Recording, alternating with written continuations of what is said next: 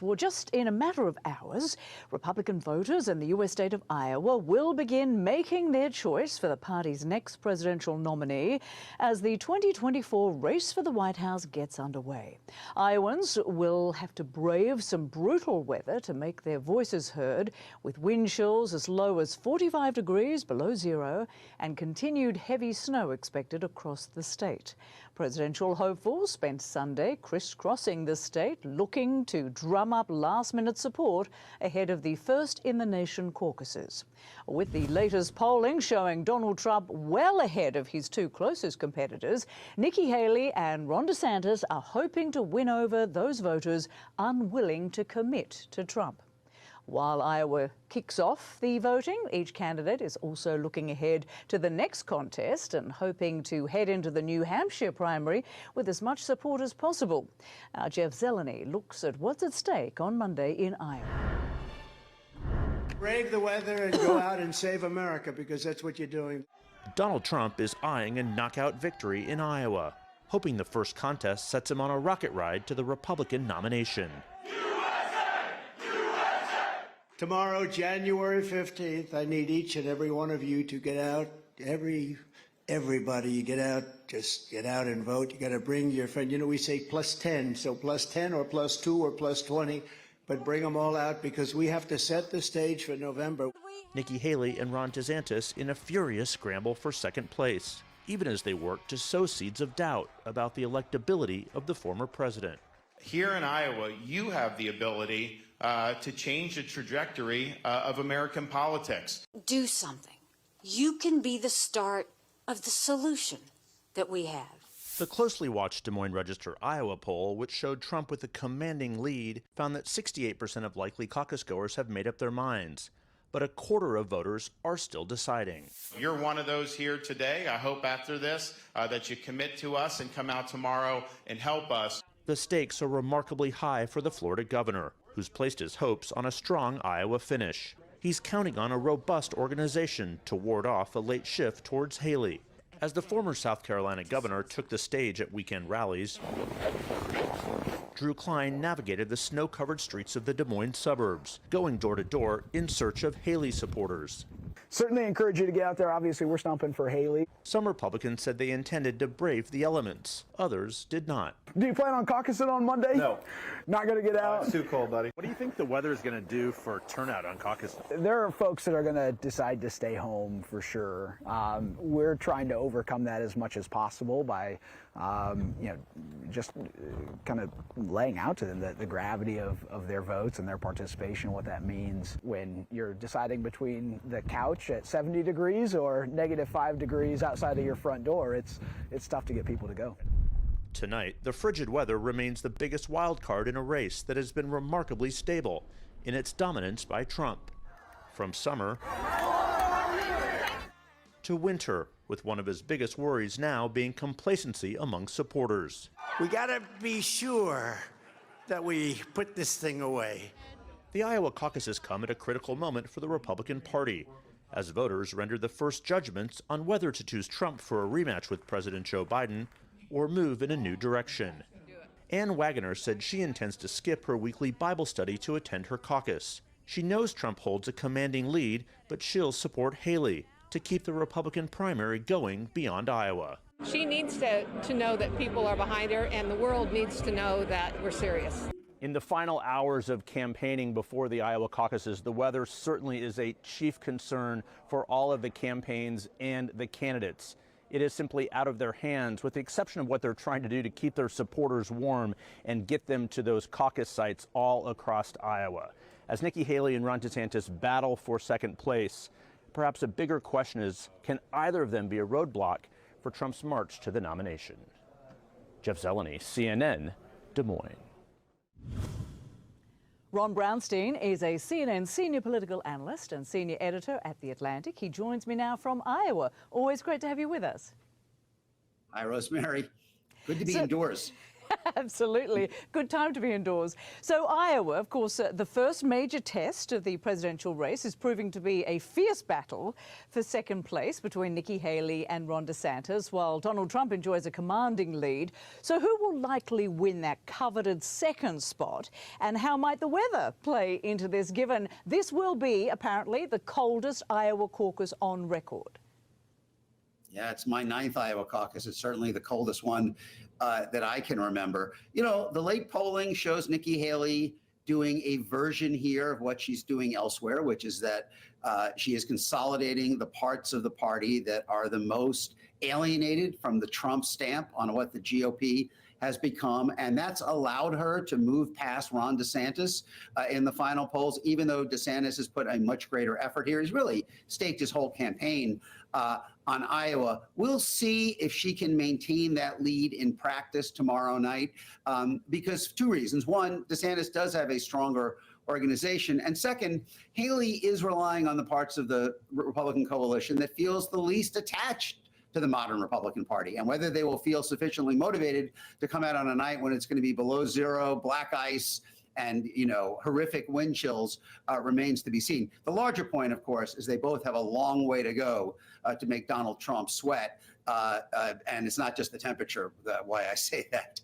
Yeah, indeed. So, you know, as we just saw, the most recent polls are showing Nikki Haley moving into that second place in Iowa, although DeSantis is vowing to prove those polls wrong, and we've seen that happen before.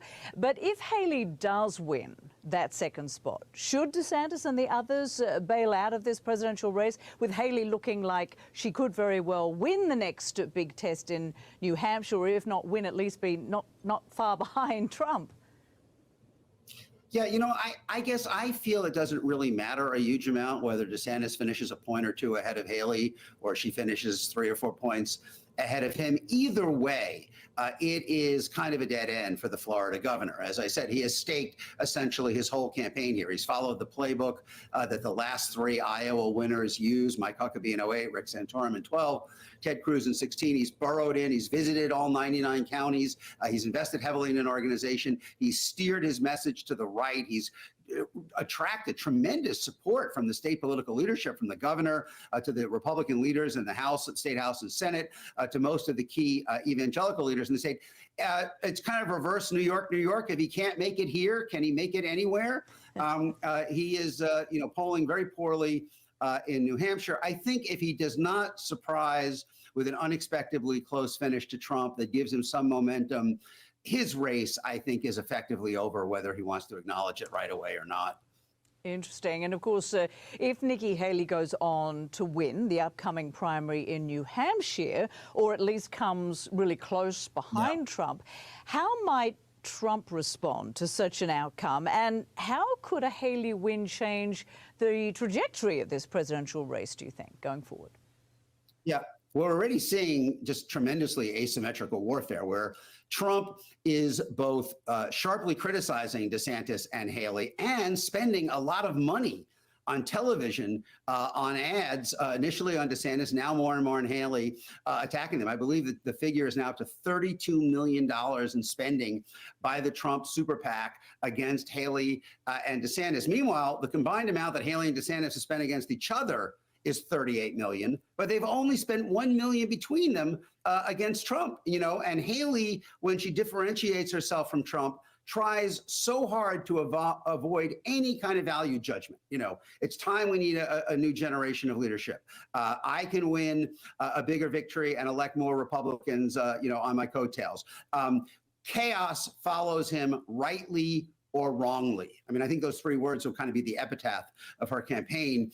If she doesn't win, she hasn't really been willing to make a clearly articulated case against Trump, even as he turns up the criticism of her. I do think that she is on track to be seen as the one viable alternative to Trump after Iowa and New Hampshire. But if she doesn't develop a stronger rationale for Republican voters to leave the former president, those voters who may be generally favorable to him but are open to an alternative, she's going to run out of a room not long after Ron DeSantis. I mean, a decent showing here and a strong showing in New Hampshire sets her up to have a shot in her home state of South Carolina, but she's going to have to broaden her coalition to put Trump at real risk there.